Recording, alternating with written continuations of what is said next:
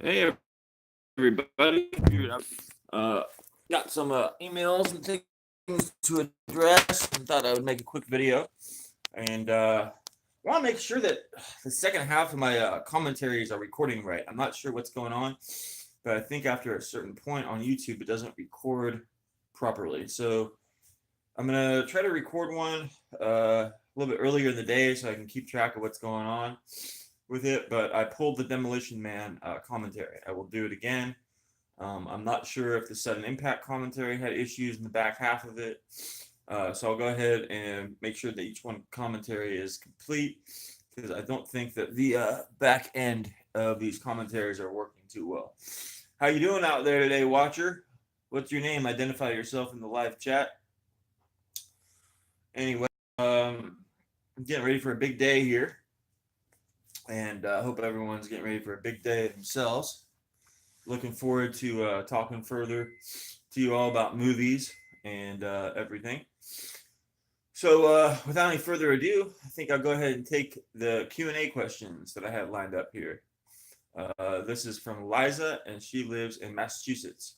Liza writes, "Hi, I love your work. Thank you so much. Thank you." And she asks, "What is my favorite of the Divergent films?" Well, Liza, thank you so much for your question. The Divergent films are something that I'm not familiar with. I know that Kate Winslet was added to one of them. I believe there's one called Allegiant, and I don't know about the other titles. I don't know. Maybe there's just two of them, Divergent and Allegiant. So I don't know if they did financially well enough to continue the story. Um, so having never seen the movies, I can't really comment on them. I do know that their story has something to do with that. Everyone's got a different part of their personality and the divergence and all that. And it's like a post-apocalyptic thing, as far as I know. But go ahead and write me a little bit more. Describe, the movies a little bit more to me, and recommend if you think I should see either any of them.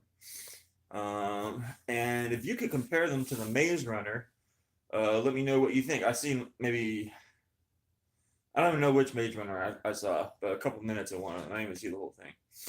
So a lot of these movies the last several years I haven't seen. There was one called The Giver. It was based on the old Lois Lowry book, and that had Jeff Bridges and Meryl Streep in it. I don't believe I saw that one either. So thanks so much for the question. I enjoyed watching Demolition Man a lot last night. I enjoyed it watching it quite a lot. A very strong movie, very good movie. You can look forward to seeing a video or discussion interview video with Adam Marcus, the director of Jason Goes to Hell, in the weeks ahead. So that should be really exciting. Adam Marcus of Jason Goes to Hell, he'll be on the channel. And we'll discuss his movie, also the rest of his career, and what he's up to now. I believe he's making or has made a Jason Goes to Hell documentary. So that should be quite interesting to see. Usually, the person that makes these making of documentaries reflecting on something years later isn't the actual filmmaker himself. But we'll be interesting to see if he has the necessary perspective and everything to analyze this film. We're gonna go really heavy into the Friday the 13th in the next couple of weeks here. I'm probably gonna talk nothing but the Friday the 13th movie. So if I were you, I'd check them out. You don't have to check them out in any order. I didn't, but I came to understand and love the series just the same, or if not more. The first one I ever saw was part 6, and then I think I saw 3, and then 1, and then 2, and then 4, and then 5, and then 7.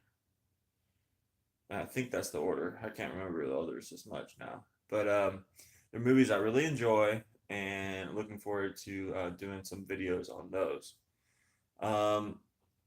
What do you say we take another Q&A question? Okay, and it is from Melissa, and she lives in Texas. She didn't live the exact area, and that's totally fine. When you write to me, you just got to put your name and the region or country or whatever you want to say you're living. You don't have to, if you want to protect your identity, that's fine.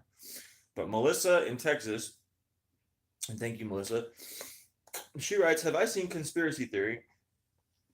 Did I enjoy that movie? And just basically my thoughts on it. I have it right here. It's right underneath the camera, so I can't grab it, but I have it on Blu-ray. I just recently got it on Blu-ray within the last year or two, and I love the beginning of it. I love the part where he's ranting in the taxi cab, and that song is playing. I like that song quite a lot. I'm not doing it the best, but I feel the movie's really strong too. Um, that I kind of wish it went in a different direction for sure, because it's called conspiracy theory. It could end up, they could end up covering a lot of different things. But I think it was a box office failure. It made money back, but it didn't make as much as they wanted. And pairing Julia Roberts and Mel Gibson, you could probably expect, especially in that day and age, that the money would be a lot higher than it ended up making back. But I might watch it again and just let you know what I think of it again. Now, I clearly love the soundtrack. I owned the soundtrack before I ever saw the movie. Or no, I've seen the movie once and I bought the soundtrack, and then I've listened to the soundtrack hundreds of times. I think it's one of the best soundtracks of the 90s for sure. For sure, no doubt. So I'm looking forward to watching that movie more, and uh, very strong beginning of that film. I mean, this beginning of Swordfish is very strong as well. It's one of those things that I've watched the beginning of Swordfish thousands of times. I've watched the movie a lot too. But the beginning of Conspiracy Theory, I just, boom, replay, boom, replay, boom, replay. The credits mainly. Driving around the cab, that cool song. Love that part. Melissa, what do you think of the movie? Do you think it lived up to the promise of having two major stars build with each other? One thing I could think of is if it didn't have those stars, maybe they could have gone different places in the movie where it ends up. And it seemed like they were trying to use the title, use the concept to draw people in, but then make it as conventional as possible, which is something that a lot of good studios can do. But hey, it's one of those things that it's a pretty rare or unknown movie, I guess you could say nowadays. That if they remade it, I think it would be pretty damn good actually. Pretty damn good. Put it in today's day and age with all this talk of conspiracies going on. Pretty damn good movie. Patrick Stewart, never know to think of him the same after that. He's a very dark villain in Conspiracy Theory, similar to Laurence Olivier in Marathon Man. So thank you so much for that question. Always happy to do these Q&A questions early in the morning, and they get me to thinking about my answers a little bit. It's pretty good. The next question was from what was her name? Oh, Natasha. Natasha lives in Kansas, and she so happens to have seen something about that Renee Zellweger is playing Judy Garland, and she wanted to know my thoughts. Well, I mean, on first hearing it, when I heard it, I thought it was really interesting. I know that Renee Zellweger's altered her look a lot in recent years, so it got me to thinking: is she altering her look to play Judy Garland? And if so, that's pretty amazing. But I don't think it was, altering her look to play Judy Garland. But I do think that her new altered look is definitely more evocative of Judy Garland. So it's one of those things that kind of worked out to her favor. So I'm looking forward to them when they release more previews or photos from the set. But it's one of those things that I think they're going to try to keep very close to the vest, similar to maybe Christian Bale's performance of Dick Cheney, because they don't want to get people all riled up being like, oh, look at Renee Zellweger, she don't look like Judy Garland. So those are my thoughts on it. I don't know the director offhand, but looking forward to seeing the movie. I think it's kind of sad. Obviously, Judy Garland's descent into addiction and her ups and downs of her life.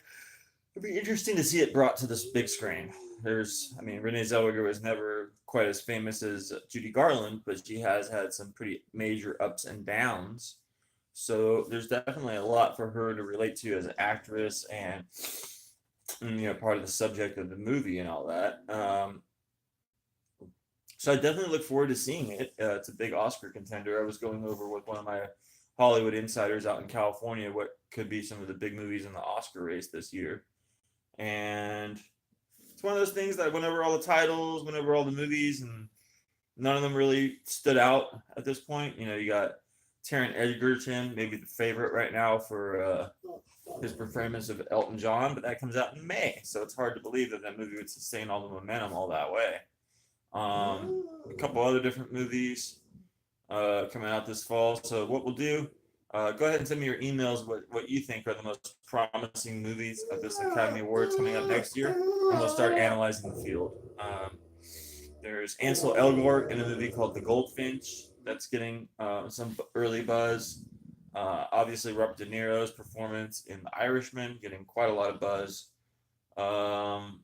And even Winston Duke's performance in Us. So it's still very early on. We'll have to see where things go. And I wanted to do this video this morning. I'm really excited to be doing it. Someone, yeah, I'd be happy to address this. And his name's Richard, who lives in San Diego. He says, "Have you seen the Michael Jackson documentary? I'm nervous about watching it." Well, I mean, Richard, you can be nervous about a lot of things, you know, doing taxes, a lot of different things. But I wouldn't be nervous about watching the documentary. I mean, this stuff that's been part of popular culture for 20, 30 years, that Michael Jackson was into little kids, or at least around little kids a lot. So, I mean, whether these guys are authentic victims or not, they definitely have been through something with Michael Jackson. It's an odd thing to be hanging around an adult male when you're a boy, and then all of a sudden be kind of estranged from that adult male and have that adult male die very oddly, just years after you were being kind of manipulated into defending him. I don't know. You see, the documentary gives a lot more context into how and why these people ever defended Michael. I've seen the hour special, Oprah Winfrey talking to the victims after, and thought there was a lot about that was pretty inappropriate, but also insightful as well. She looks at the guys and says at one point, "Looks like you're doing a lot better than the other one. You shouldn't compare how the victim is doing and everything."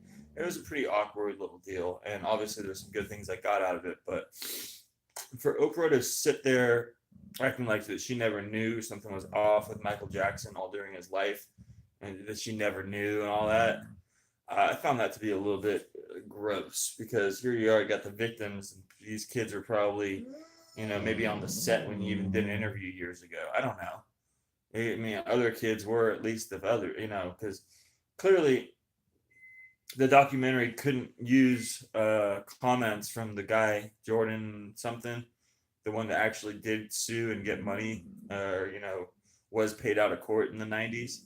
That happened, and that guy Jordan, whatever, he's in his 30s or 40s now, and he ain't talking as part of the conditions of the settlement. And I don't think that I think that's odd that no attempt was made to go track down the actual proven victim. Now, did that guy get proven in a court of law? No, but the proof is in the money. He was paid 20 million or so by the Michael Jackson estate to go away and never talk about it. So I don't know if he would lose what money he has left of it, but it seems like the only thing that people have hanging on to is they say that this guy was never convicted or anything like that. And then at the end of the day, you have a guy that instead of getting himself convicted, paid off a victim. Now, if I'm guilty of something, I'm never going to pay someone off. If I'm innocent of something, I'm never going to pay someone off. If I'm guilty of something, I don't want all the trouble, I'm going to pay him off. That's kind of human nature. So, anyway, I don't think it's perfect or anything. I think you got to see it, because once these people start describing what went on, it's, I don't know. I mean, you want to know, if you were any age back then and you were alive when Michael Jackson was having his great success, you remember what it was like, and you remember the different positives. You know, you remember the black and white video, you remember this video, you remember that video. Every one of these things, these events that we're known through history, is these children selling their side of it, and their side is pretty weird. Being like, yo, I was on the Dangerous music video and this and that, and I mean, the Jam music video. One time, the kids on the set of the Jam music video, and that's a big part of popular culture. The Jam music video starring Michael Jordan and Michael Jackson, that was a big fucking deal. So I would say if you were alive or you know about these events in popular culture, then you should probably watch the movie. You should be scared about it. No, it will creep into your thoughts a lot, but it's definitely something that's worthwhile to check out and explore a little further. I'm looking forward to someone making a follow-up documentary trying to get to even more of the bottom of what happened with the kid that got the payout and others. If others are going to come forward and everything like that. But thank you so much for your Q&A questions. I'm going to label this video to address that we went over some more of the Q&A questions. And we'll go ahead and cut it off for now and look forward to doing more of these tomorrow or later today. Thanks so much. Bye for now.